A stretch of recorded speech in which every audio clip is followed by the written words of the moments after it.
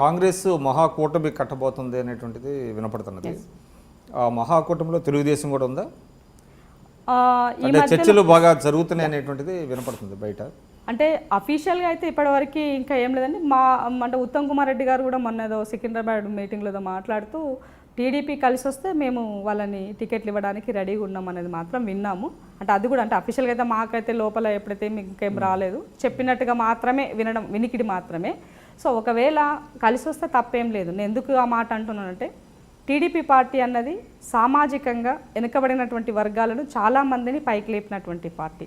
ముఖ్యంగా తెలంగాణలో ఇప్పుడు ఇందాక చెప్పిన మాదిగలు అయి ఉండొచ్చు, గౌడ్లు అయి ఉండొచ్చు, యాదవులు అయి ఉండొచ్చు, వీళ్ళకి చాలా పెద్ద పీట వేస్తుంది. చాలామందిని పెద్ద పెద్ద లీడర్గా తీర్చిదిద్దినటువంటి పార్టీ. సో అట్లాంటప్పుడు తెలంగాణ ఇచ్చిన కాస్ ఏంటి? సామాజికంగా ఎదగాలి, సామాజిక తెలంగాణ కావాలి, ఆత్మగౌరవ తెలంగాణ కావాలి. ఇది జరగాలనుకున్నప్పుడు ఈ ఎజెండా అన్నది టీడీపీ పార్టీ ఎజెండా ముందు నుంచి ఉంది కాబట్టి ఇది జరగాలి అని అంటే డెఫినెట్గా వాళ్ళు కాంగ్రెస్ పార్టీతో కలిసి వచ్చినట్లయితే, మనం కలిసి ఫైట్ చేసినట్లయితే అది మనం సాధించుకోవడానికి సాధ్యం అవుతుంది. ఆ ఉద్దేశంతో పిలుపునివ్వడం జరిగింది. అంతకుముందుకు జయపాల్ రెడ్డి గారు మాట్లాడినా, మొన్న రేవంత్ రెడ్డి గారు మాట్లాడినా కూడా అదే నేపథ్యంలోనే మాట్లాడుంటారు తప్ప వేరే లేదు. కలిసి వస్తే తప్పు లేదండి ఈ విషయంలో. ఎందుకనంటే సింగిల్గా టీడీపీ ఫైట్ చేయడానికి లేదు. ఎందుకనంటే దానికి ఇప్పుడు ఆ స్ట్రెంత్ అని లేదు. ఎందుకు లేదు? కేసీఆర్కి బాగా తెలుసు. టీడీపీ అనే పార్టీ ఆంధ్ర పార్టీని ఒక ముద్ర వేసి దీనిని ఫస్ట్ ఖతం చేసినట్లయితే టీడీపీకి గ్రౌండ్లో క్యాడర్ ఉంది. సో దాన్ని ఖతం చేసినట్లయితే లీడర్లు పోతారు, క్యాడర్ అటు ఇటు చెల్ల చెదరవుతారు. సో ఆ పార్టీ ఇక్కడ ఉండదు, పుట్టగతులు ఉండవు అనేది ఒక వ్యూహంతో లీడర్లందరూ అందులో వేసుకున్నారు. ఇలా టీఆర్ఎస్లో ఎవరు ఉండండి, మంత్రులంతా టీడీపీలో ఉన్నారు. సో అట్లాంటప్పుడు ఆ దాంట్లోని భాగంగా ఆయన చేశాడు. నిజంగా టీఆర్ఎస్లో పాపం టీడీపీలో చాలామంది కార్యకర్తలకు కసి ఉంది. ఆ ప్యూర్ టీడీపీ కార్యకర్తలు. ఎందుకంటే నన్ను నా కుటుంబాన్ని అంతా చెల్లా చెదురు చేసినప్పుడు వీనికి సంగతి తేల్చాలరా బాబు అనేది వాళ్ళు జనరల్ న్యాచురల్గా కసి ఉంటుంది. ఆ కసితోటి ఇవాళ అది జరగాలి, కేసీఆర్ని బొందబెట్టాలి అని అంటే డెఫినెట్గా ఈ పార్టీలన్నీ కూడా కాంగ్రెస్ పార్టీతో కలిసి రావాల్సిన యాంటీ కాంగ్రెస్ నుంచి పుట్టింది కదండి. అటువంటిప్పుడు ఓట్లు కన్వర్ట్ అవుతాయా టీడీపీతో పొత్తు పెట్టి? డెఫినెట్గా. అంటే ఇక్కడ యాంగిల్ డిఫరెంట్. అది యాంటీ కాంగ్రెస్గా అప్పుడు ఎన్టీ రామారావు ఉన్నప్పుడు అది ఏర్పడింది కాదన్నట్లే. కానీ వచ్చినటువంటి నేపథ్యం తర్వాత ఇక్కడ అసలే లేకుండా పోయే ప్రమాదం ఏర్పడింది. కాబట్టి ఈ ప్రమాదానికి కారకులు ఎవరైతే అయినారో కేసీఆర్కి చెక్ పెట్టాలి అంటే 100% నైతికంగా వీళ్ళందరూ కూడా కాంగ్రెస్తో కలిసి వచ్చి పనిచేయాల్సిన అవసరం ఉంది. ఆ ఉద్దేశంతో ఇవాళ మీరు టీడీపీ వాళ్ళు చాలామంది కూడా కార్యకర్తలు అక్కడక్కడ ఉండలేనటువంటి వాళ్ళంతా కూడా కాంగ్రెస్లోనే జాయిన్ అయినటువంటి చూసాం. అంటే టీఆర్ఎస్లోకి వెళ్ళలేనటువంటి వ్యక్తులు, అంటే టీఆర్ఎస్లోకి ఎవరు వెళ్ళారు?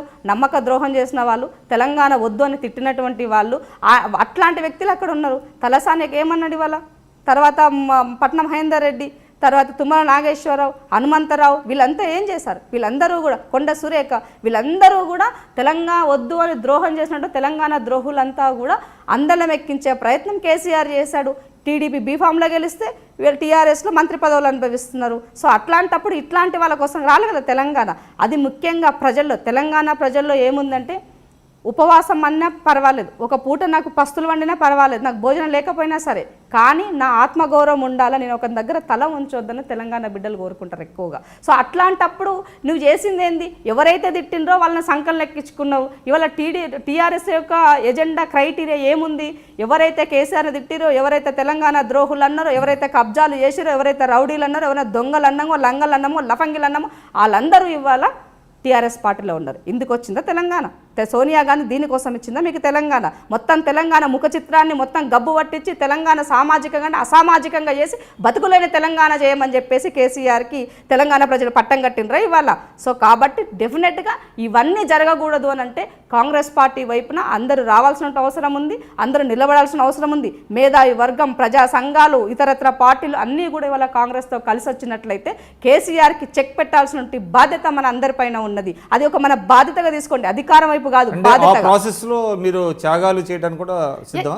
ఎగ్జాక్ట్లీ. మీరు చూసారు ఇవాళ, మీరు చూస్తున్నారు ఐ డ్రీమ్ న్యూస్ ని. మీరు చూస్తున్నది ఐ డ్రీమ్ న్యూస్. అంటే కళలని నిజం చేస్తూ ప్రజలకి నిజాలని కళల ద్వారా తీసుకొచ్చే ఐ డ్రీమ్ కి మై బెస్ట్ విషెస్. మీరు చూస్తున్నది ఐ డ్రీమ్ న్యూస్.